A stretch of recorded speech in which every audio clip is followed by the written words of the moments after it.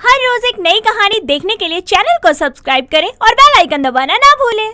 राहुल नंदिनी और यश का समझदार, संस्कारी पर सौतेला बेटा था, पर उन दोनों ने उसे कभी सौतेलेपन का एहसास नहीं होने दिया था। वो उससे बेहद प्यार करते थे।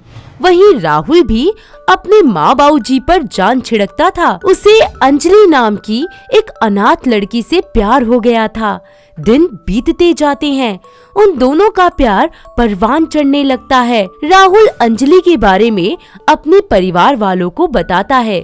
ये सुनते ही मान मर्यादा वाले यश के अभिमान को बहुत ठेस पहुंचता है। नहीं बेटा, ये तो क्या कह रहा है? वो लड़की कभी हमारे घर की बहू नहीं बन सकती। नहीं बन सकती? क्यों नहीं बन सकती पापा? वो गरीब घर की लड़की हमारे घर के रीति रिवाजों को, हमारे संस्कारों को कभी समझ भी पाएगी? और अगर समझ भी गई तो क्या वो हमें समझ पाएगी? अरे बेटा, ऐसी लड़कियां ना सिर्फ अमीर लड़कों को पैसे के लिए फंसाती हैं, फिर उनके पैसे लेकर भाग जाती हैं। नहीं माँ, वो ऐसी लड़की बिल्कुल नहीं है।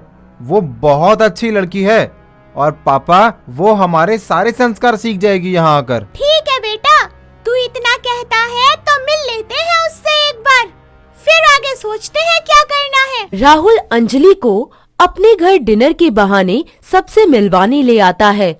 बहुत शांत सा माहौल रहता है। सभी चुपचाप डिनर कर रहे होते हैं कि तभी अंजलि खाते खाते फाल्ट मार देती है। यश उसे गुस्से से घूरने लग जाता है। जी वो माफ कीजिए, गलती से हो गया, थोड़ी पेट में गैस बन गई थी। कोई नहीं अंजलि, नेचुरल है, सबके साथ होता है ये। जरा सी भी तमीज नहीं है इस लड़की में। सारा खाना बेकार कर दिया हमारा। चली जाओ यहाँ से। अंजलि डर जाती है और अचानक से खड़ी हो जाती है और गलती से उसके हाथ से पास रखा वास टूट जाता है। गमला, आए सॉरी, वो गमला मुझसे टूट गया। अरे कोई बात नहीं अंजलि, एक वास ही तो है। वास? अरे पता भी है कितनी कीमत थी इसकी? अरे 11 लाख में लंदन से मंगाया था। इस लड़की में जरा सी भी तमीज नहीं है। तुम इसे गमला कहती हो? इस गवार से शादी करना चाहते हो तुम राहुल?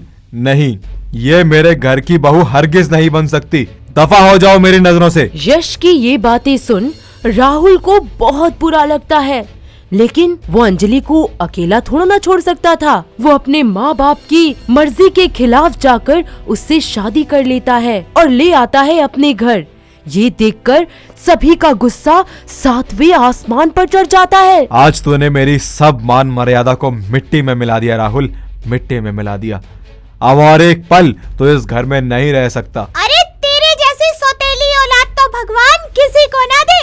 तुझे मैंने इस घर में पनाह दी, तुझे पढ़ाया लिखाया, इतना काबिल बनाया ताकि तू कुछ बन सके, और तूने हमारी ही पीठ पे छुरा घोंप दिया। नहीं माँ जी, ऐसा मत कहिए।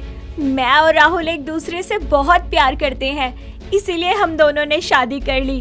प्लीज अब आप भी मुझे अपनी बहू मान लीजिए। बस आज से तू हमारे लिए मर गया। निकल जा इस घर से। तेरे लिए यहाँ कोई जगह नहीं। इस घर के दरवाजे तेरे लिए हमेशा हमेशा के लिए बंद है। आज से ना तू मेरा बेटा और ना मैं तेरा बाप।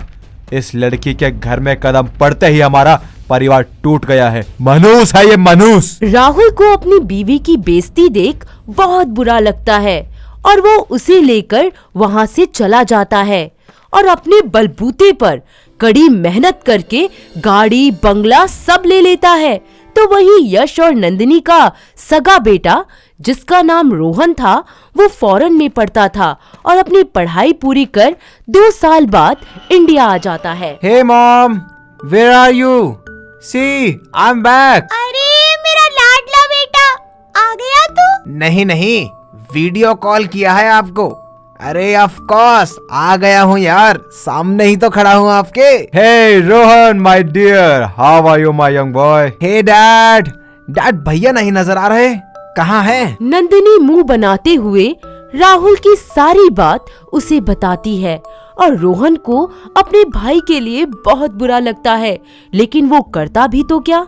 कुछ दिन यूं ही बीत जाते हैं और रोहन घर वालों को बिना बताए शादी कर अपनी बीवी पूजा को घर ले आता है। हे भगवान, तूने भी वही किया जो उसने किया था। सारी बिरादरी में हमारी नाक कटवा दी। रोहन, कौन है ये लड़की? तूने भी वही काम किया जो तेरे बड़े भाई ने किया, और तू तो फिर हमारा अपना खून है। कैसे कर सकता है तू ये? अब तू भी इस घर में रहने लायक नहीं रहा, निकल जा यहाँ से। मैं क्यों जाऊंगा?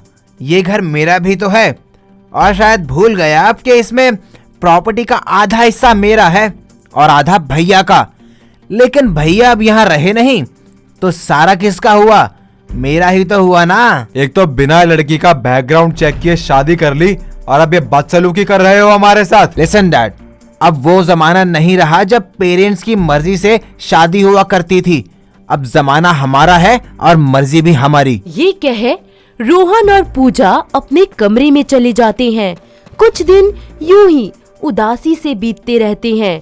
फिर एक दिन रोहन चिल्लाते हुए अपने माँ बाप को आवाज लगाता है। माँ, क्या हो रहा है ये सब? आप लोगों ने मेरी बीवी की जान लेने की कोशिश की। क्या बकवास है ये जो मुंह में आए बके जा रहे हो? हाँ पापा, सब सुन रहा हूँ मैं। आप मेरी बीवी को मारना चाहते हो? ये देखिए, उसके कप में जहर डाला हुआ है। अरे बेटा, नहीं नहीं, ये तो क्या कह रहा है? हमने ऐसा कुछ भी नहीं किया। और ये बता कि हम ऐसा क्यों करेंगे? क्योंकि आप लोग मेरी बीवी को पसंद नहीं करते और आप उसे डरा धमका कर इस घर से निकालना चाहते हैं। लेकिन मैं ऐसा बिल्कुल नहीं होने दूंगा। तुरंत निकल जाइए इस घर से, अभी के अभी। अगर अपनी औलाद घर से निकालना चाहे तो शायद ही कोई माँ बाप उस घर में रहना चाहेंगे। चलो नंदिनी, अब और एक पल नहीं रह सकते हम यहाँ। यश अपनी बीवी का हाथ पकड़ घर से निकल जाता है और दोनों किसी सड़क पर जा बैठते हैं। तभी दोनों का सौतेला बेटा राहुल अपनी गाड़ी लेकर वहाँ आ जाता है। राहुल बेटा। माँ, पापा, आप यहाँ क्या कर रहे हैं? उठिए, चलिए मेरे साथ। दोनों राहुल के साथ उसके घर चले जाते हैं और वहाँ वो अंजलि से मिलते हैं। नमस्ते मम्मी जी, नमस्ते पापा जी। आइए ना, अंदर आइए। अंजलि, तुम फटाफट से खाना बनाओ, भूख लगी होगी माँ पापा को। जी हाँ, बस अभी बनाती हूँ कुछ अच्छा सा खाने में। अंजलि और राहुल मिलकर दोनों की खूब सेवा करते हैं और उन्हें किसी भी तरह की परेशानी नहीं होने देते। ये देख यश और नंदिनी को अपनी गलती का बहुत पछतावा होता है और वो उनसे माफी मांगते हैं। मुझे माफ कर दे बहू, उस दिन जाने अनजाने में मैंने तुम्हें कितना कुछ भला बुरा कह दिया। बहू, मुझे माफ कर दे। मैं कभी तुझे समझ नहीं पाई। मैंने तेरे साथ इतना बुरा किया। नहीं नहीं, आप दोनों माफी मत मांगिए। हमने तो आपको कब का माफ कर दिया, और हमने गलती भी तो ऐसी की थी कि सजा तो मिलनी ही थी। ये बात हो ही रही होती है कि तभी वहाँ रोहन आ जाता है। जी भाभी, माँ, पापा, आप लोग अब मुझे माफ कर दीजिए। आप लोगों की आंखें खोलने के लिए मुझे ये सब मजबूरन करना पड़ा। भैया को मैंने ही फोन करके आप लोगों के बारे में बताया था कि आप लोग कहाँ हैं। और माँ, मैंने कोई शादी नहीं की। वो मेरी दोस्त पूजा है जिसने मेरा इस पूरी प्लानिंग में साथ दिया। हाँ रोहन बेटा, हमें हमारी गलती का एहसास हो गया है। यश और नंदिनी अपने घर में अंजलि का गृह प्रवेश करवाते हैं और अंजलि के साथ खुशी खुशी रहते हैं। तो वहीं सौतेले बेटे के लिए नंदिनी और यश का प्यार और भी ज्यादा बढ़ जाता है। राहुल और अंजलि अपने घर को बहुत अच्छे से प्यार के सूत्र में बांध कर रखते हैं। तो दोस्तों, कैसी लगी आपको कभी खुशी कभी गम वाली ये फैमिली? आपने कहीं देखी है? अगर हाँ, तो हमें कमेंट करके जरूर बताइए। दोस्तों, अगर आपको ये कहानी पसंद आई तो इसे लाइक करें, शेयर करें और कमेंट करके बताएं कि कहानी में आपको सबसे अच्छा क्या लगा।